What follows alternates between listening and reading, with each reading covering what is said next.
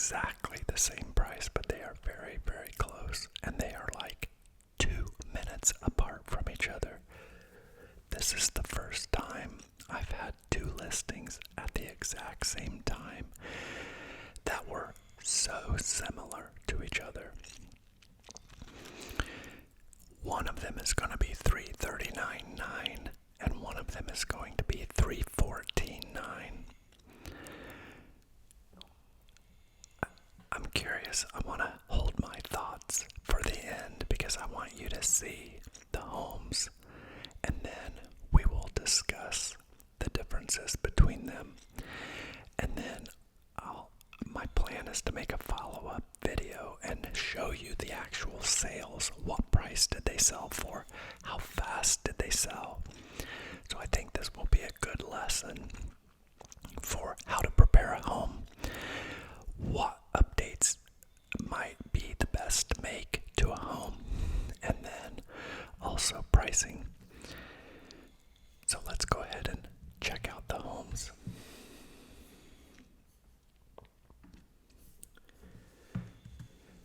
This is the first home. This is the home that is going to be listed at $339,900. This house is 1,200 square feet. This is on a corner lot approaching a cul-de-sac. It is a 3-bedroom with 2 full baths and a 2-car garage, no basement, and a ranch floor plan, meaning that there is no upstairs. This guy, actually, this was a front porch and he enclosed it, so it's like a mudroom now. Originally, the front door was just one. The front door was right there, and he moved it to the very front of the porch area, so there's actually no front porch now. This is the laundry room. He is leaving the washer and dryer and the water softener, so there is a washer and dryer included with this one. The master bedroom is up front here. This is a master suite, so it does have an attached bath as well as a pretty large walk-in closet.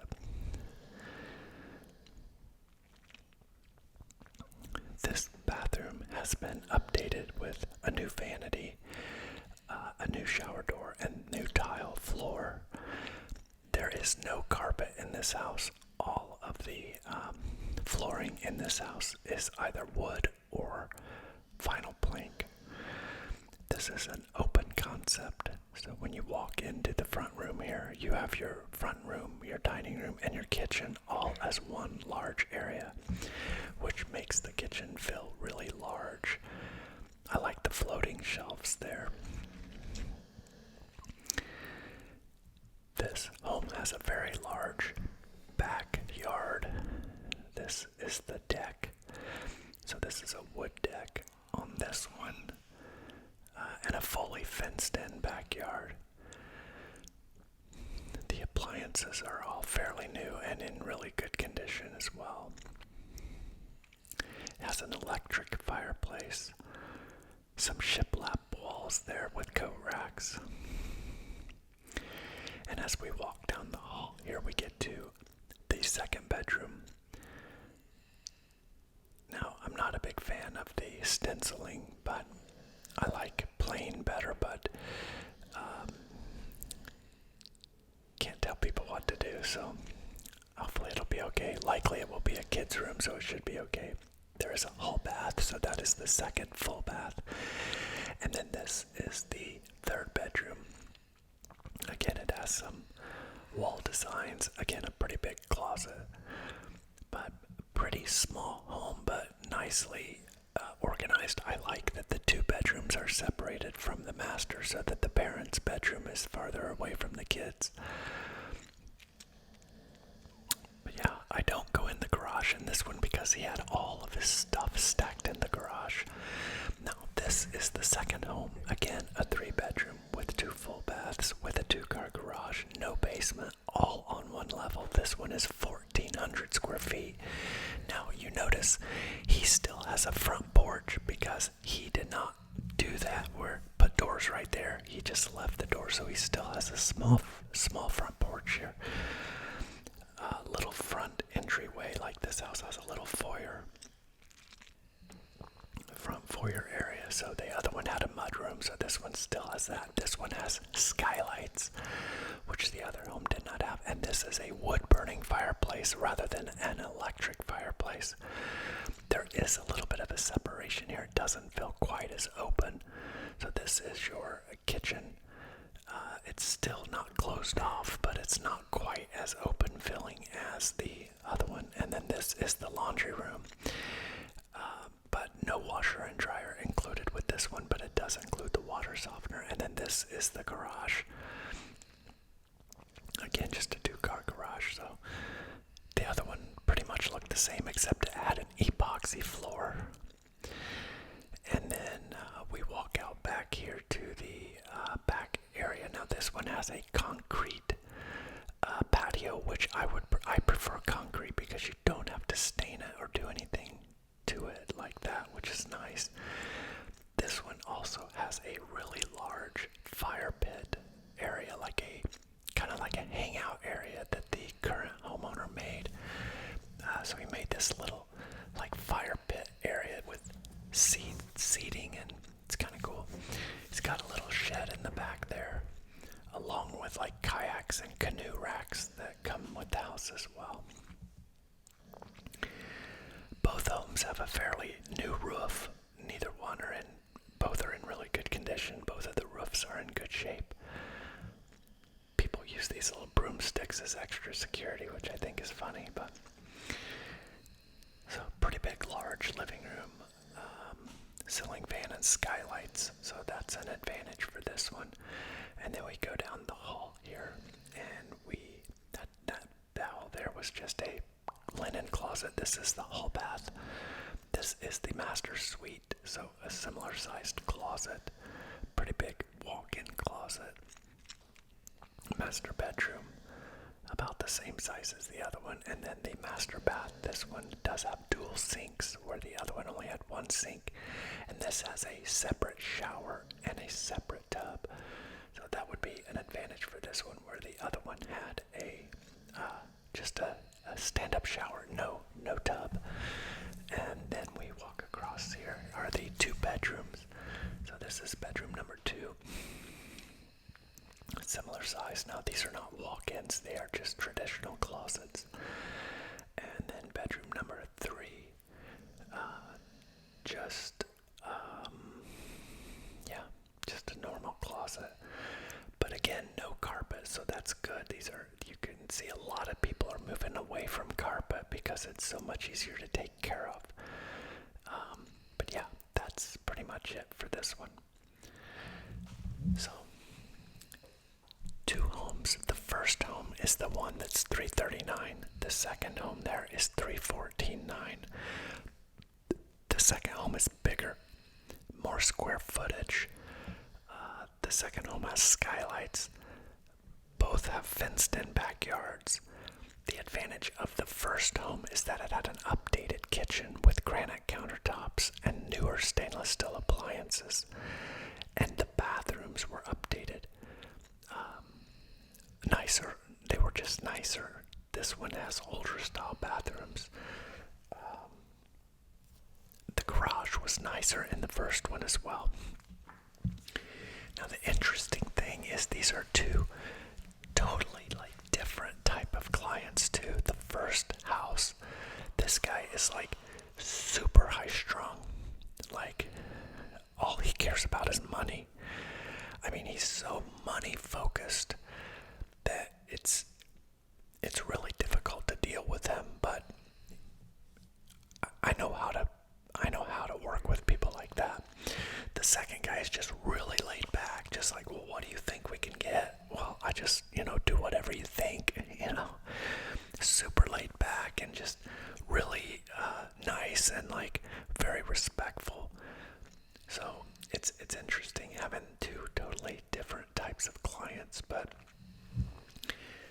the 339 house I will have live on Thursday. That house will go live. Friday we will allow showings, so that's this coming tomorrow's Tuesday, so basically 3 days from right now, that house will be live. And then the second home will not be live until next week. So the first home will have a head start, but each home will be graded by what we call in the real estate market DOM, which stands for days on market. And as an agent, I am graded on my average days on market, because you would think, okay, it's not the agent's house if the house doesn't sell. Well, it can be the agent's fault, because if I don't counsel my clients correctly on price, and your price is too high, it's going to take longer to sell. Because when you first list a home, people aren't likely to offer you less. Like if it's the first weekend, nobody offers you less than asking price because they think it's too early. And most sellers won't accept a low offer because they feel it's too early too. And so then you have to, maybe it takes 2 weeks till the seller can come to terms with the truth that maybe their home is overpriced. So then you do a price reduction, and then you have to wait for people to come back in. So I used to pride myself on selling my homes the very first weekend. So for like 3 or 4 years straight, it was just that easy to sell a home around here if you priced it right. And all your photos and videos and drone photos and everything looked good. You could count on listing on Thursday and having a deal by Monday. So the first weekend it would sell. I would do an open house. I will find a buyer in the first weekend.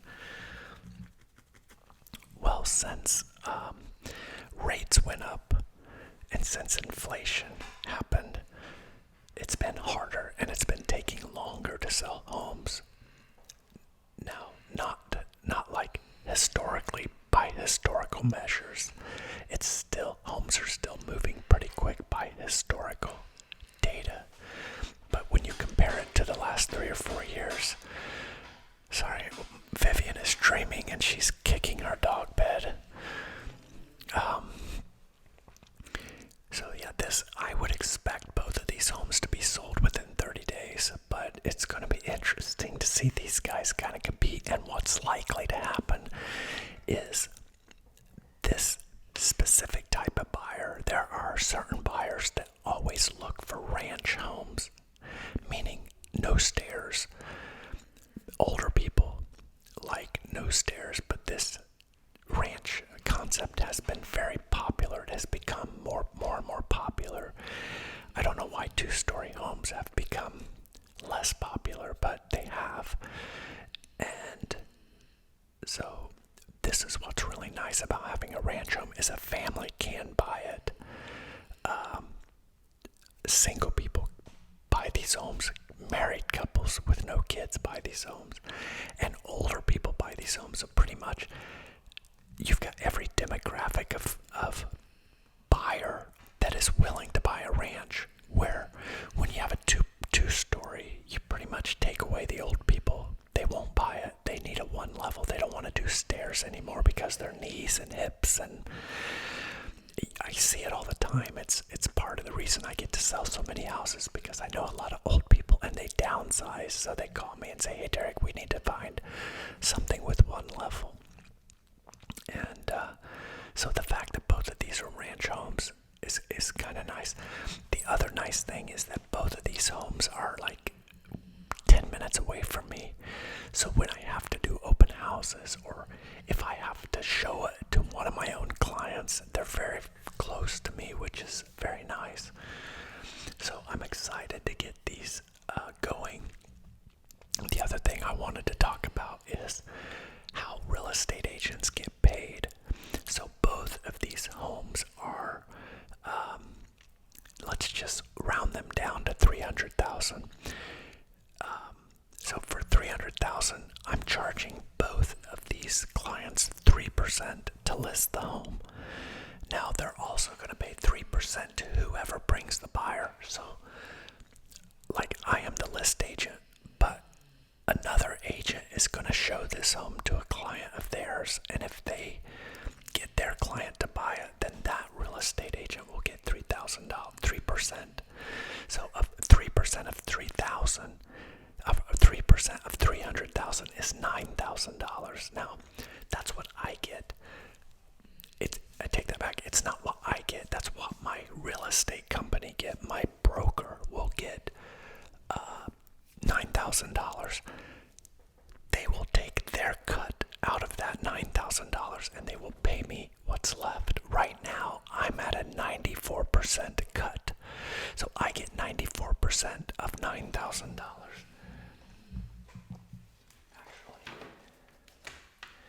Actually, let's do the actual math.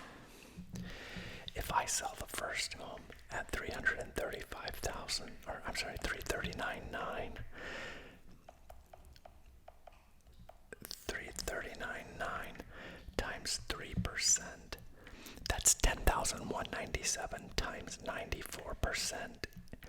My cut of the first house will be $9,585. Now, I have expenses to pay out of that. I pay $1,200 a month to my broker as my desk fee. Even though I work from home, I don't have an office, I still have to pay my brokerage $1,200 per month. So they take 6% of all my sales plus $1,200 a month. So if I don't sell a home this month, guess what? I still pay them $1,200 a month. The other thing I have to pay is I have to pay taxes on that money because I get the money. They don't take taxes. I'm a 1099.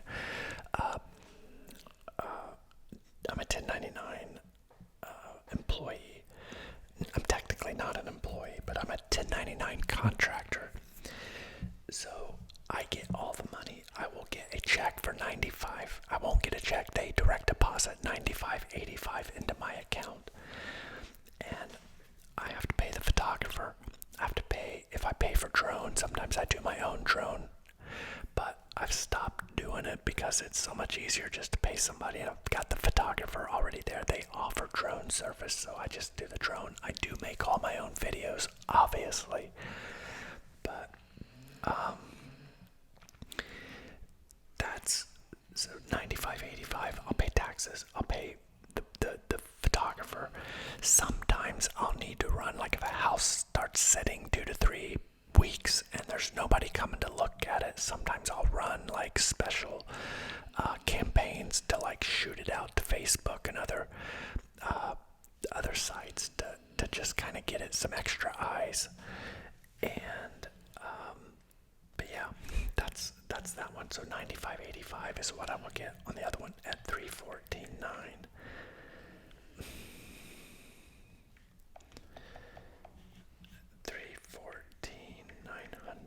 Gosh, what am I doing wrong here?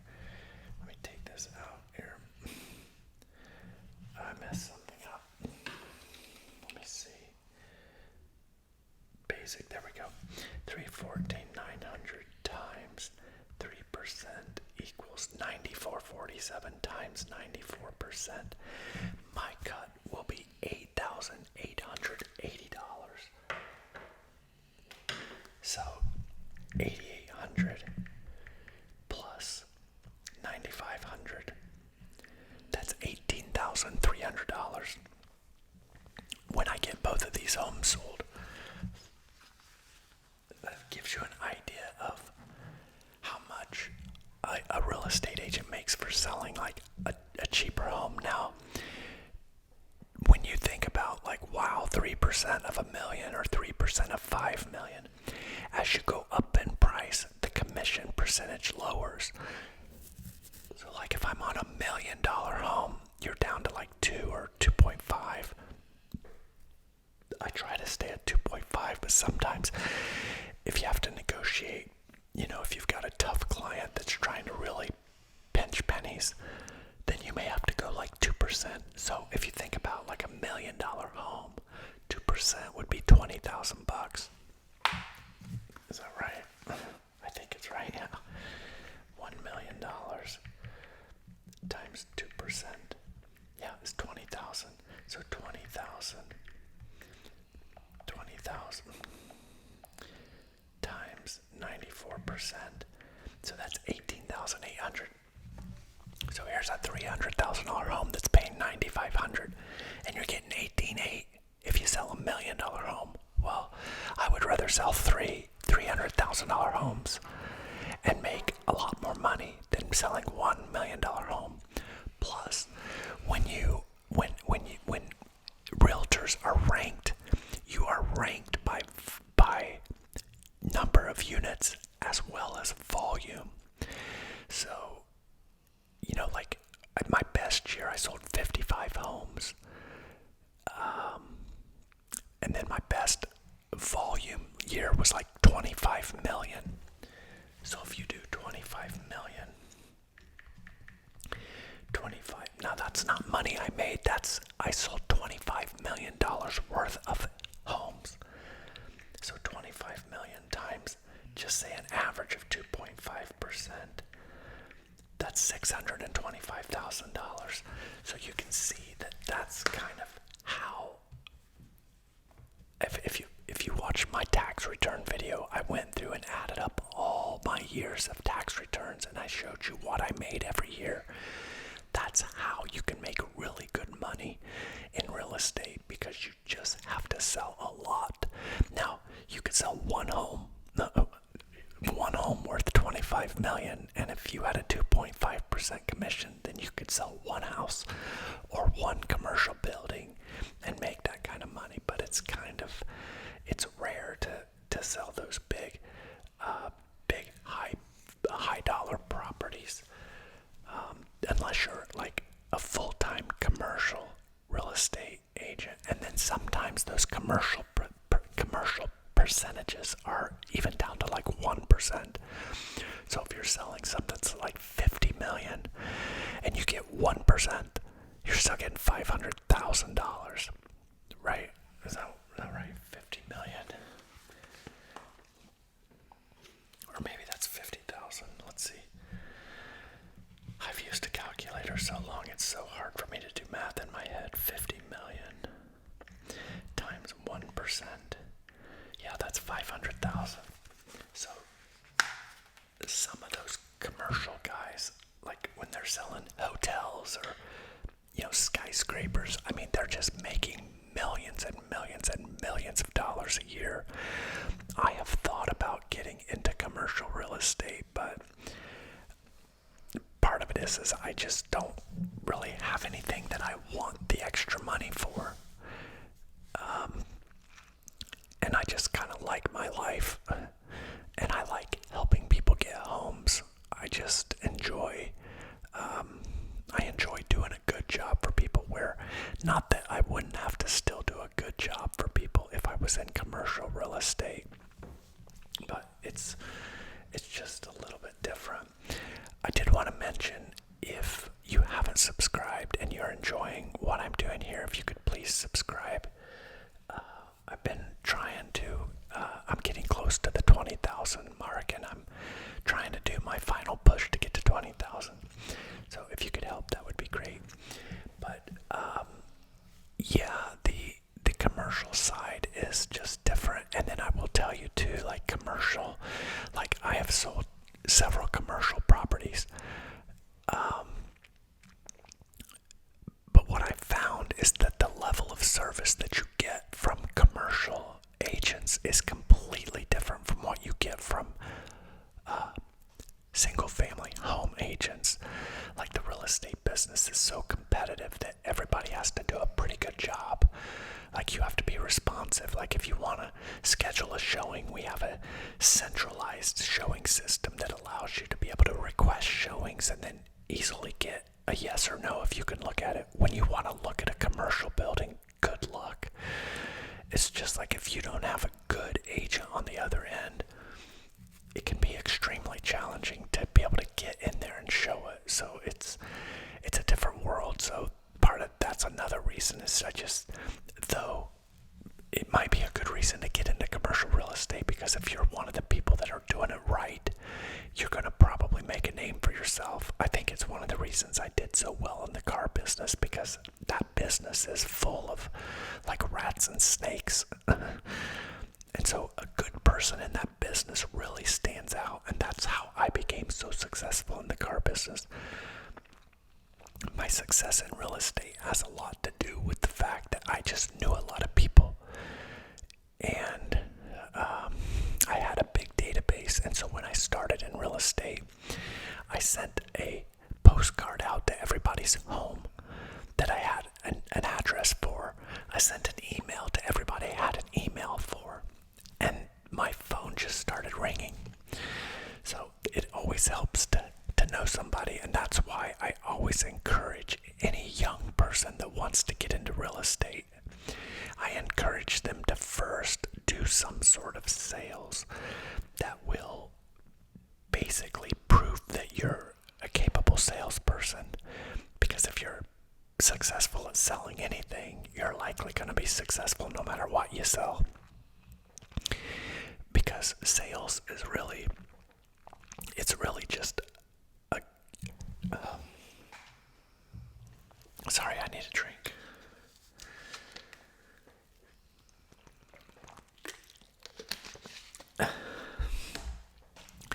To be a good salesperson, you just have to be a good servant. That is the key to being successful in sales. You have to serve. You have to be honest. You have to be available. And you have to just serve. If somebody calls you and wants to look at a home, you say, what time do you want to go? When can you go? Well, you want to go tonight? Let's go tonight. I'll give you an example. Right before I started this video, I got a text message from a husband. I had showed the wife a property last week, and the husband didn't get to go because he was out of state working. He was working in Kansas City. Well, he's home now. And he texts me at 10 o'clock at night and says, Derek, would you have time to show me that house tomorrow? And because I knew his wife really liked it, well, I have a 2 o'clock and a 3 o'clock is the only appointments I have tomorrow. And so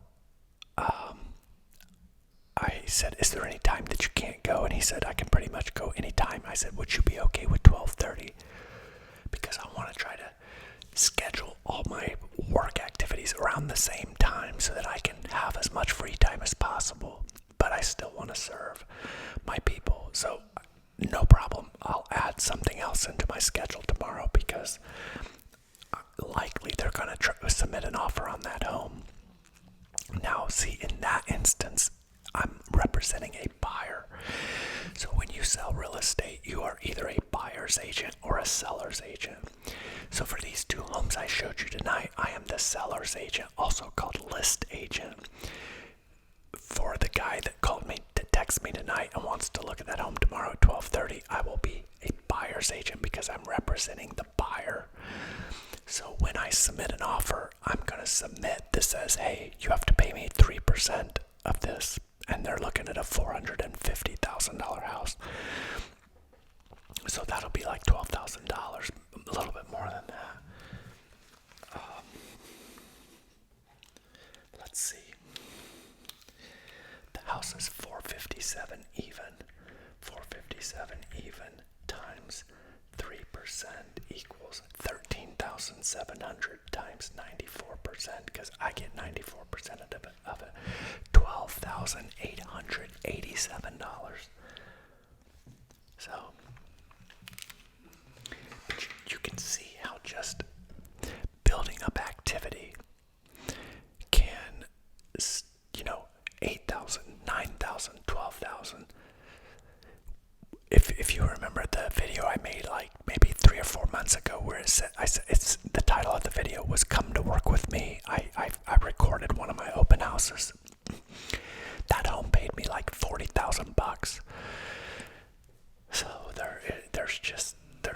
there's ways to make really good money, but this is the thing, is that typically it takes a while to get going, and that's the challenge with most people that try to start this business. They can't afford to wait.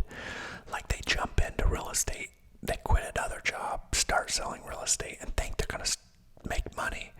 I did not. When I first started in real estate, I started in 2019 in October,